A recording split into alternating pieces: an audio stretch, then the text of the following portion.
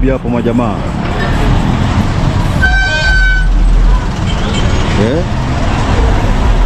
Nairobi hiyo. Mji mkuu wa Kenya, Nairobi. Na mengi sana mzee. Tetesi hizi za utekaji. Jamaa kuteka watu. Naona inazidi kuendelea katika taifa la Jamhuri ya Muungano wa Tanzania.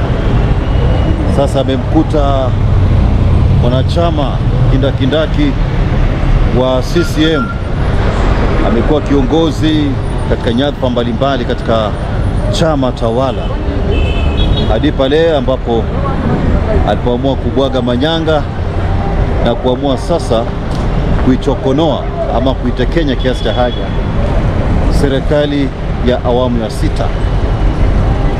Mamake analia, wananchi wanatoa sauti, ingawaji polisi pia vile wanasema wanasikia tu kwamba yupo aliyetekwa, kwa maana Polepole Humphrey, ila hawana taarifa ama hawana uhakika. Kwa hiyo mwenye taarifa kamili afike kwenye ama katika kituo chochote cha polisi ili walao kutoa taarifa rasmi. Na ndio niseme kuna mengi katika mataifa ya bara la Afrika. So majamaa, mamake Humphrey Polepole namtazama kwenye mahojiano na BBC, anatokwa na machozi. Wapo wanaotoa sauti, kuna mitazamo tofauti mitandaoni, kila mmoja akitoa maoni yake kuhusiana na kutekwa ama tetesi za kutekwa kwa bwana Polepole. Nakumbuka Polepole amekuwa ni mwanachama wa muda mrefu wa Chama cha Mapinduzi CCM, na kile kinachomkuta hapa sasa wengi wanashindwa kuelewa kunani. Lakini kwa ufupi ni kwamba ni kutokana na mitazamo yake dhidi ya serikali ya Mama Samia Suluhu. Na kwa ufupi ni kwamba wengi serikalini ambao anawaita mitandao hawajafurahishwa na kile alichokifanya, kwa maana kutema cheche ama kutoa siri za ndani za chama pamoja na serikali. Na unaambiwa siku zote unapokula kiapo lazima kwa vyote vile kuhifadhi siri za serikali. Lakini kuhifadhi siri za serikali maana yake ni nini? Ina maana kwamba yale mambo ambayo kidogo yanaweza kuleta mtafaruku katika taifa ama mgawanyiko katika taifa, na pia vile vile mipango ya serikali kwa vyote vile vipaswi kuwekwa nje ama kuanikwa hadharani. Lakini katika matamshi ya Polepole nikifuatilia, nadhani alikuwa anajieleza tu na kutoa maoni kama mwananchi wa Jamhuri ya Muungano wa Tanzania. Najua kuna mambo mengi sana angependa kuyaweka hadharani, lakini kwa sababu ni mtu ambaye pia vile vile naona ana hekima, akaamua kuyabana kiasi cha haja. Na ndio sababu kwa sasa kuna mitazamo tofauti, wengi wakisema sio sawa kwa kutekwa, wengine wakisema iwe ni funzo kwake. Lakini swali ni je, katekwa na katekwa na nani? Manake idara ama jeshi la polisi imekana kuhusika na utekaji. Nani huyu aliyemteka bwana Polepole? Manake jeshi la polisi limekana hata hivyo kuhusika na utekaji. Ishi ukijua kwamba serikali siku zote huwa ina vitengo kadhaa, utaweza kupata kweli jeshi la polisi haijui chochote kuhusiana na utekaji wa huyu jamaa, lakini kuna kitengo maalum tunasema kitengo cha utekaji watu wasiojulikana. Na kwa maana hiyo tumeshuhudia mambo hayo katika Jamhuri ya Kenya. Unaona, wanaitwa hit squad, kikosi maalum ambacho kimetengezwa cha kihuni, kuteka, kuumiza ama kudhuru kwa namna yote ile, ikiwemo kuua. Serikali nyingi huwa ina makundi kama hayo. na ndio sababu unaweza pata labda imetumika. Na kuna mhusika mmoja ambaye anatajwa sana katika mambo haya kwa jina la Faustin Mafuele. Unaona anatajwa, tetesi hizo sina uhakika kwamba ndiye mhusika ambaye ametwikwa majukumu na wapambanaji katika serikali, na hususan serikali hii ya awamu ya 6, na amefanya vivyo hivyo dhidi ya wafuasi wa Tundu Lissu wanapofika katika mahakama Kisutu kwa ajili ya kufuatilia kesi. Kwa hiyo itoshe kusema kwamba mara nyingi serikali ina tabia ya kutafuna watu wake. Serikali ina tabia ya kuadhibu watu wake, na huwezi jua itakupata lini na kwa wakati gani. Alisema wakati mmoja mwanasiasa shupavu katika Jamhuri ya Kenya, wakili msomi James Aggrey Orengo, kwamba government eats its own. Government eats its own, and at sometimes it punishes its own more than the rest or the opposition. Kwamba serikali ina mazoea ya kuadhibu watu wake, na wakati mwingine inawadhibu kikatili zaidi hata wa upinzani. Na tumeshuhudia mfano hai. Hata hivyo, mfano hai tumeshuhudia wakati ambapo Mheshimiwa William Ruto alipata kunyakua uongozi. Mheshimiwa William Ruto alipata kuingia serikalini akiwa na Bwana Gachagua akiwa naibu wake. Lakini baada ya muda, akiwa makamu wa rais, jamaa akatengeza zengwe, wakamtupa nje. Jamaa aliunda zengwe, serikali ile ile waliotengeneza akiwa makamu wa rais ama naibu wa rais akatemwa. Unajua katika katiba ya Kenya rais ana mamlaka ya kumfuta ama kumtimua kazi mara moja naibu wake.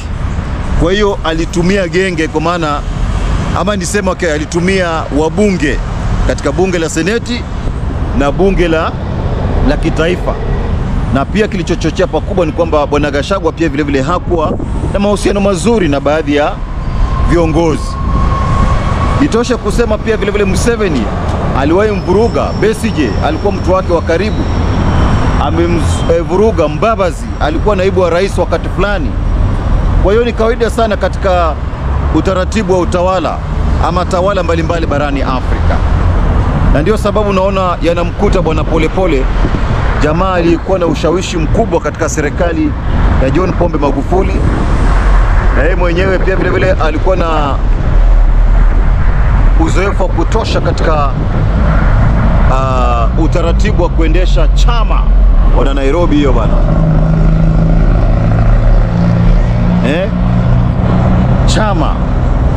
Chama cha Mapinduzi. Kwa hiyo mamake anamtafuta viongozi. Nimemsikiliza Bwana Heche akitoa mtazamo wake, God bless Lema pia vile vile akisema patikane na kadhalika. Ndio sababu tunasema ni changamoto kubwa sana kuhusiana na masala ya demokrasia katika mataifa ya bara Afrika. Huwa ni changamoto. Wapo ambao kwenye video yangu ya kwanza wametoa mitazamo tofauti, walioshusha matusi na walioshusha kwa maana sifa hizo, kwa maana kusifia kile nilichosema na kadhalika.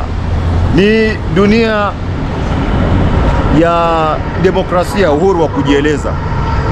Wengi wanauliza mbona naingilia mambo ya Tanzania, ama mwingine atauliza mbona naingilia mambo ya Uganda. Itoshe kusema sisi ni wana Afrika Mashariki. Na unapotaja Afrika Mashariki tunazungumzia mataifa ambayo kwa hakika yameungana kwa ajili ya kutekeleza majukumu ya kuboresha maisha ya wananchi wake, kwa maana uchumi na kadhalika, kiuchumi na kadhalika.